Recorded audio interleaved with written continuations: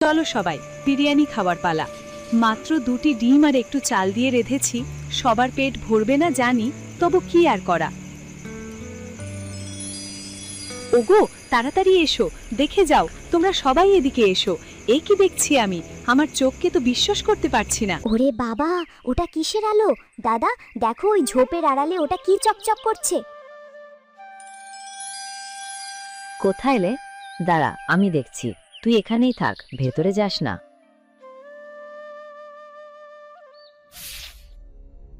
আরে, এ তো একটা সুন্দর পিতলের হাঁড়ি মনে হচ্ছে। যদিও একপাশে একটু ভাঙা আর বেশ পুরনো, কিন্তু এর কারুকাজগুলো দেখতে কি অপূর্ব। ছুটকি দেখ, এটা কত ভারী।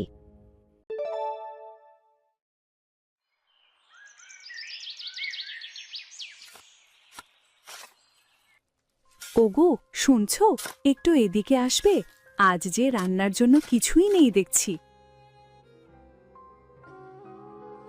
কেন রাধা, কি হয়েছে? ঘরে কি চাল ডাল সব শেষ হয়ে গেছে? আমাদের ওই ছোট্ট জমিতে যা ফলন হয়েছে তা দিয়ে তো মাসটা চলে যাওয়ার কথা ছিল। চাল ডাল যা আছে তাতে আজকের দিনটা চলে যাবে, কিন্তু আসল সমস্যা হলো জ্বালানি নিয়ে। ঘরে যেটুকু শুকনো কাঠ ছিল তা দিয়ে কাল রাতের রান্না হয়েছে। এখন তো এক টুকরো কাঠও নেই যে রান্না করব। তাই তো, এ তো বড় সমস্যায় ফেললে। আজ তো আমার জমিতে বীজ বোনার খুব দরকারি কাজ আছে। এখন যদি আমি কাঠ আনতে যাই তবে সারাদিনে আর কাজ হবে না। বাবা, মা, তোমরা এখানে দাঁড়িয়ে কি গল্প করছো? আমাদের খুব খিদে পেয়েছে মা। হ্যাঁ মা, আমারও খিদে পেয়েছে। মারে, আজ তো রান্নাই বন্ধ হবার জোগাড়। জ্বালানি কাঠ একদম শেষ। তোর বাবাও এখন কাজে যাচ্ছে। কি যে করি তাই ভাবছি। কেন মা, এত চিন্তার কি আছে? আমি আর ছুটকি তো আছি। আমরা পাশের জঙ্গলে গিয়ে শুকনো ডালপালা কুড়িয়ে নিয়ে আসতে পারবো। আমরা এখন বড় হয়েছি না? কিন্তু বাবা, তোরা তো এখনো ছোট, তোরা কি পারবি? কেন পারবো না বাবা?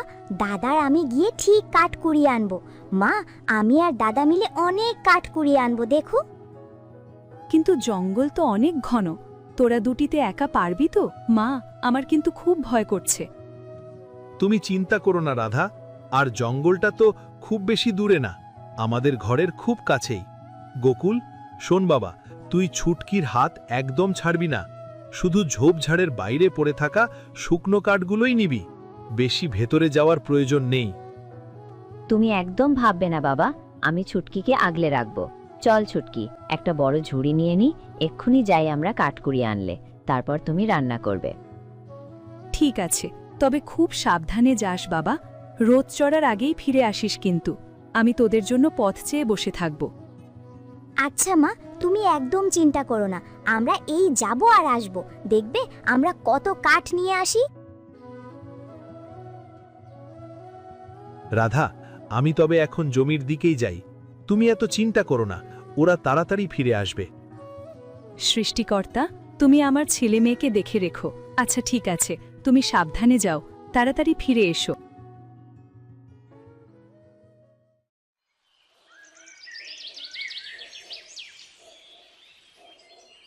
ছুটকি, সাবধানে। এই জায়গাটা একটু বেশি ঝোপঝাড়ে ভরা। পায়ের নিচে শুকনো পাতা মারিয়ে চলার সময় খেয়াল রাখিস, সাপ থাকতে পারে। তুমি চিন্তা করো না দাদা, আমি তোমার ঠিক পেছনেই আছি। দেখো, আমার ঝুড়িটা প্রায় অর্ধেক ভরে গেছে। মা দেখলে আজ খুব খুশি হবে, তাই না? হ্যাঁ, অবশ্যই খুশি হবে। কিছুদিন রান্না করার মতন লাকড়ি জোগাড় করে নিয়ে যেতে হবে। চল, ওই বড় বটগাছটার নিচে দেখি, ওখানে অনেক শুকনো ডাল পড়ে আছে।